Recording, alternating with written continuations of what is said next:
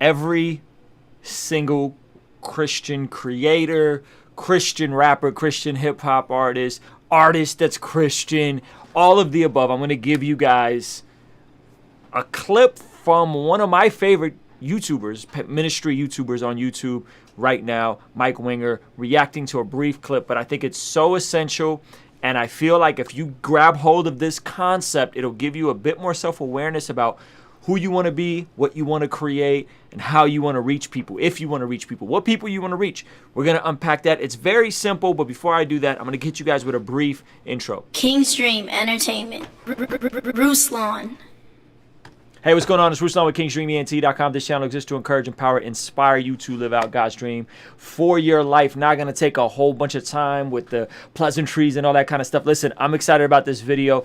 I'm going to be highlighting one of my favorite YouTube ministers, YouTube pastors, Mike Winger, interview he dropped today that you guys should all go and watch. And it's this idea of Christians in the arts, Christians in media, Christians in music, whatever. It applies to anywhere. So I want you guys to watch that. Before you do, if you find this video valuable by the end of this video, do me a favor, like the video, hit the subscribe button, all that good stuff. And you could also follow me on Instagram. I think you guys will appreciate that I reply back to every single DM that I get on Instagram. I answer back, like this video, all that good stuff. Now, listen, I've been having a ton of discussion on this channel about Christian hip-hop rappers. It's Christian ministry rap versus youth group rap, theology rap, how we categorize these things. I think there's some healthy conflict. I think there's some good conflict here. I think there's some good conversations we need to be having, especially those of us that are passionate about reaching people far from God, about reaching those who don't go to church, the unchurched, the de-churched, so on and so forth.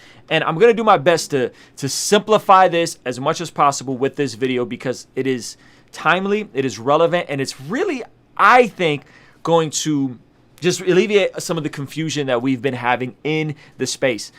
I come from the Christian hip-hop community. Some of you guys know me. Christian hip-hop has historically had a ton of camps, and the most predominant one that started out was we had this tension of ministry versus industry versus ministry, so on and so forth. I made a video about it. I'll link it below. But the big idea is that at one point, Christian hip hop, Christian rap was very theological and lyrical centric, and a lot of it was catered towards the youth group type of scene. I just had KJ52 on the channel. We talked about that. A lot of people felt pressure, and that was the community for a while. And then the community yo-yoed kind of to the opposite extreme with regards of people kind of rapping more about lifestyle stuff, basically making it more positive, if you will, right? More positive music. And some of the initial early audience was like, what is this? This doesn't feel like it's ministry centered enough. We're not talking about ministry. My proposition was we need to stop viewing art as just ministry, and we, all of us, regardless of where you fall on the spectrum,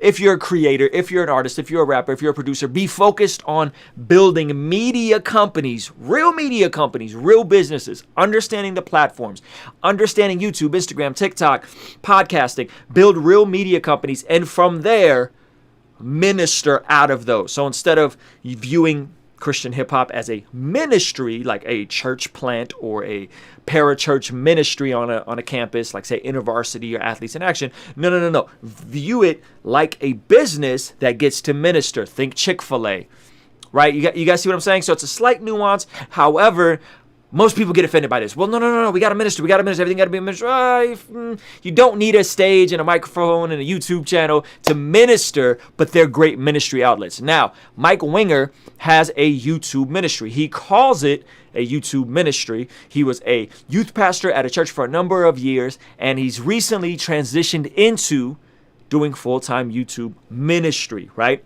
So he has this interview that just dropped today on his channel. His channel is really good. If you guys search it up, Mike Winger, he just cracked 150,000 subscribers on YouTube. Shout out to him. I'm hoping to get him on the channel. I'm going to reach out to him after this video. I wanted to react to this because I think his approach to how Christians can thrive on YouTube is so timely for those of us that are in the Christian hip-hop space. You guys are going to love this video. Let's just get right into it. I don't want to take up too much of your time. Check this out. Mike Winger, Sean McDowell. Sean McDowell's from Biola University, just up here in Southern California. Mike Winger, 150,000 subscribers on YouTube, teaches really beautiful stuff about, just deep apologetic type content.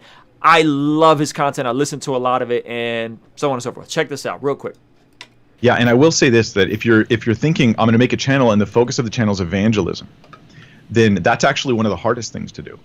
Because you will get Christians that regularly want to watch your content, and if you have them as your target audience, and then it will spill over into affecting non-Christians. But if you want your target audience to be primarily non-Christians, in my opinion, the best way to do that is to create positive conflict on your channel. Okay, so let's back up. I'm going to play this one more time. I really want to see if you guys catch this and if you guys see the logical crossover that this could have for those of us who are Christian rappers, Christian producers, Christian artists, so on and so forth. Listen to what he says. Focus there, generally speaking. Listen to what he says. And I will say this, that if you're thinking I'm going to make a channel and the focus of the channel is evangelism. What's evangelism? Evangelism is reaching those who don't know Jesus, evangelizing the good news, right? Watch what he says. If you want to build a channel with the focus of evangelism, watch what he says. Then that's actually one of the hardest things to do. That's actually one of the hardest things to do. He's using this for YouTube, specifically for Christian YouTubers. But let's apply this to music, right? If you want to, if you as a Christian want to make music for non-Christians, it's actually one of the hardest things to do. All you guys that assume that Lecrae, we're just going to use him as an example because everybody knows who Lecrae is. All you guys that assume that Lecrae makes his music more wider, more broader, he's trying to reach more non-Christians. All you guys who assume that that's easier or that is going to make him more money are completely out of touch and delusional with how marketing in the world works. If Lecrae was truly about the bag, again, I'm just using Lecrae as an example. If he was truly about the bag, he would press deeper into the Christian market. Why? Because Lecrae sold the most amount of records, had the most amount of streams when he was the most Christian in his content. By and large, this is universally true for just about anybody that's coming out of the Christian hip-hop space, out of the worship space. Making your music appeal broader doesn't generate you more fans, right? A ton of reasons that I don't want to get into. But those of you guys think that that's, first of all, that that's easier, and second of all, that you're going to get paid more, are completely out of touch. How do I know? I'll prove it to you. Look at Lecrae's sales. Okay, look at Lecrae's sales. Look at Lecrae when he was at his peak within the Christian circuit, when he was killing it on Winter Jam, when he was doing the Rock and Road Worship Tour, 2014, 2015 Lecrae, right? Anomaly comes out, 75,000 first week. Gravity, 75,000 first week. And then he started shifting over. And he had his last record come out, Restoration, which I think is one of his best records. You guys want to know what Restoration sold first week? And granted, streaming has changed. And there's been some stuff that's been different. You know what Restoration sold first week? 10,000 copies. 4,000 like actual digital downloads and physical copies, and about 6,000 streams, which is still amazing. 6,000 streams, the equivalent of that is millions. I think if we do the math, I think he did around 3 or 4 million streams first week. Okay, now that's not a knock on Lecrae. Lecrae is being faithful to what he's doing, but those of you guys that think he's trying to sell out, he's going to the world, he's trying to get the... You don't understand how this thing works. Lecrae is worth 2 or 3 times as much in the Christian world, on the Winter Jam stage, in those spaces than he is doing a secular tour. That is just an undeniable fact. It is harder. It is harder for a Christian to make music that appeals to non-Christian, for a Christian YouTuber to make music, YouTube page that appeals to not. It's way more difficult. It's way more difficult, and it takes way more creativity. So those of you guys that keep knocking Lecrae or whoever, you just don't understand how it works. Which is why someone like a Toby or someone like a Belief or someone like a Nick D are such unicorns, because they can legitimately make art that appeals to a broad spectrum of people, and they're coming from a Christian worldview. We should love that those people are getting promoted. We should be celebrating those people promoted. Now here's the deal. Lecrae keeps dodging me for that interview, by the way, so in case you guys wonder why he's not in channel, they don't want to do it. But that's neither here nor there. A lot of us who come up, we say we want to make Christian music for non-Christians. We say we want to reach people. Everybody says that. But what Mike is saying here is, if you are using overtly Christian messages, overtly Christian themes, you're not going to reach non-Christians. Right now, he said, once you get big enough, by proxy, they will come around, right? The skeptics will come around, the people that just kind of, once you get big enough. But initially, it's not going to happen. You're going to attract who you are. So all of these guys that are saying, yo, I'm going to rap about Jesus and be explicit with the gospel, or I'm going to make a YouTube page and just preach the gospel. The truth is, that's not how the algorithms are set up. That's not what YouTube is going to make a suggested playlist. That's not I'm not going to end up on a Rap Caviar or on whatever playlist simply because I'm in the algorithm is going to put people in front of put music or media in front of the stuff you're already consuming. If you're consuming Christian stuff, they are going to put more Christian stuff in front of you. That is just how the algorithm works. And listen to his suggestion here. Listen to his suggestion. And if you've been following my YouTube channel for a while, you'll notice that I've actually implemented this. I've actually implemented this multiple times. Watch his suggestions for Christians who want to reach non-Christians and have a channel primarily for evangelism. Watch what he says. Check this out. It's very key. There's a lot of depth in this video, but watch this. Because you will get Christians that regularly want to watch your content, and if you have them as your target audience, and then it will spill over into affecting non-Christians. You will have, so if you got to know your target audience, you will have Christians that regularly watch your channel. They'll spill over into non-Christians as your channel gets bigger, but watch what he says. But if you want your target audience to be primarily non-Christians, in my opinion, the best way to do that is to create positive conflict on your channel, where create positive conflict on your channel. Watch what he says. You're openly interacting with the atheists and with the non-believers, with their different worldviews, whether it's New Age or the Oprah Winfrey stuff or whatever, and it draws them in because their current thinking is being represented on your channel as well as the thinking that you're Their current thinking is being represented on your channel as well as the way you want them to think. I'm gonna pull this back. This is a bar, and unfortunately it's gonna go over too many people's heads, but I just really want you guys to hear this, okay? Catch it again. With their different worldviews, whether it's New Age or the Oprah Winfrey stuff or whatever, and it draws them in because their current thinking is being represented on your channel as well as the thinking that you're trying to give them.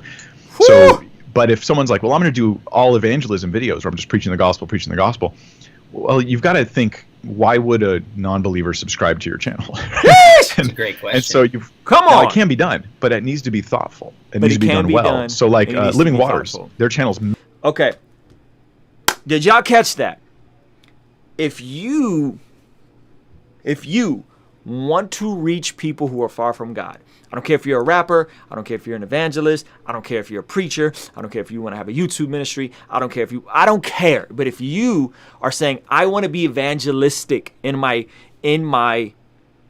gifting, I want to reach people from God, you're going to have their thinking represented in your media. You're not just going to come out and say, yo, we're going to preach the gospel, we're going to preach the gospel, we're going to preach the gospel. Now, it could work, but that's the minority. That's the minority, which is why it's always bugged me in Christian hip hop when we've said we want to reach those far from God, but our methodology isn't designed to reflect their thinking. There's nothing there to draw them in. There's nothing there to pull them into our world and to meet common ground. My video, and I'll link it up, and that's going to be the action step for this stream. After the stream, I want you guys to watch my interview with Rufat, ex-Christian rapper turned atheist comedian. He's talking about good conflict. Ex-Christian rapper turned atheist comedian. I know my audience here knows me from being a CHH artist in that community. A lot of you guys see me there, right? So what do? Ex-Christian rapper. Okay, that's interesting. You guys know what Christian rap is. You guys know that. Turned atheist comedian. Atheist comedian, an atheist, someone that likes that is going to want to click on that. And if you look at the comments section, there's the most amount of a wide spectrum of people, right? A wide spectrum of people.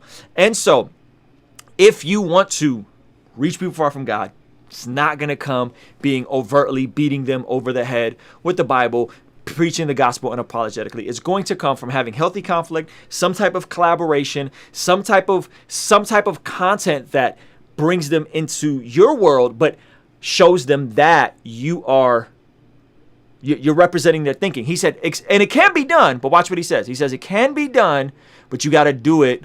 The gospel. Well, you've got to think, why would a non-believer subscribe to your channel? Why would a non-believer listen to your Christian raps? Why would a non-believer listen to your Christian YouTube page? Why would they? Really ask yourself that question, right? Now watch what he says here. That's a great question. And so now it can be done, but it needs to be thoughtful. It needs to be done well. So like Living Waters, it needs to be thoughtful. It needs to be done well. The caveat to this, it needs to be thoughtful. It needs to be done well. The caveat to this is when there is someone who has immense cultural impact, who's transcended multiple barriers, who has an infinite degree of clout, resources, influence, and celebrity. That person can do it. Who am I talking about? Kanye West. A lot of us, it's funny that Kanye West is more of a Christian. He's more unashamed than Lecrae. Kanye West, he's more of a Christian rapper than most Christian rappers. Oh, what about Big Sean? He's more of a Christian rapper than most Christian rap, right? You guys say that. You're not understanding their position in society. You're not understanding their position in culture. You're not understanding their position there. You don't understand the social proof that someone like that has, where they can stand up and be unapologetically, as preachy as Kanye wants to be. He can do that. Why? Well, one, because he's freaking Kanye West. How many classic albums has he given us? Two, he's transcended multi-genre and multi-direct. How many classic shoes has he given us? How many classic shoes? The 350, the 700, right? Okay. So he's given us multiple classic pieces that are still relevant today, that regardless on if you like his new Jesus is King album or not, you cannot deny the fact that Kanye has given us amazing contributions to culture, that he has immense wealth. He's worth $5 billion, and he has immense influence because he's on one of the biggest reality TV shows of all time called Keeping Up with the Kardashians. That is the exception. That is the exception to the rule. That is not the standard. And I love the fact that Kanye is so preachy. I love the fact that God saved Kanye and gave him the voice, gave him the platform. But we should not compare him to Christian rapper that's trying to just be visible in culture, right? Lecrae is not like a celebrity like that. By celebrity, I mean like Lecrae can go on a walk without security. He could do that right now, right? Kanye can't. Justin Bieber can't. Different degrees of celebrity, different degrees of influence. So at someone at that level can do it and can do and say whatever they want. They could be as preachy, as churchy. Why? Because they've contributed so much value to society, or deemed value, whether or not he thinks whatever. He's contributed classic albums. He's contributed classic shoes. He's contributed classic influence. So you're comparing apples and oranges. By and large, if you want to evangelize with your music, with your platform, you're gonna have to take a different approach than just unapologetically preaching the gospel and using religious language, using terms that most people who are far from God aren't going to understand. It's not going to transcend that way. And so if you think it is, prove me wrong. Prove me wrong. Prove me wrong. You know what I'm saying? I think most of us don't really understand what it takes. And most of us walk around and we slap ministry on the stuff, and we think that because we slap ministry on the stuff that we then have an out. We have an out of being excellent on YouTube, or being excellent with our music, or being excellent on TikTok. There's a lot of people trying to get popping on TikTok right now, and they don't respect the format. They don't respect that it's ideally 12 to 15 second videos. I struggle with this. I don't do well with 12 to 15 second videos. You don't respect what the culture of hip hop is. You want to do what you want to do, and that's fine. Just count the cost and know that your audience is not going to be those people who are far from God. Now, can God use it? Absolutely. Can God use it in some street ministry form? Back in the day, people used to get a lot of CDs from people that were Christian. Absolutely. He could do that. But by and large, be sober with yourself. Be realistic. And stop judging people Stop judging the Tobys and the Lecraes. Know that what they're doing is actually harder. It's actually harder. It's actually harder for me to have my atheist friend come on my channel and try to have a conversation with him that is edifying to both the believer and the non-believer. That's one of the most difficult and creative videos I've done. Okay, so that's a action step. I want you guys go watch that video I did with Rufat. I want you guys to go watch that video I did with Rufat. It's called Ex-Christian Rapper turned atheist comedian. I want you guys to all go watch that and watch my video that came out earlier today, where I talk about the Toby versus Brian Trejo approach, the different approach, the opposing opposite approaches in CHH. I want you guys to go watch that, and I want you guys to leave a comment here. Let me know your thoughts, because I think you'll actually really appreciate it, and it'll give you more clarity and more direction on how you should build your audience, your platform, your demographic. Who are you trying to reach? You're trying to reach Christians? You're trying to reach non-Christians? Who are you trying to reach? Who are you trying to go after? So let me know what y'all think. All right, peace.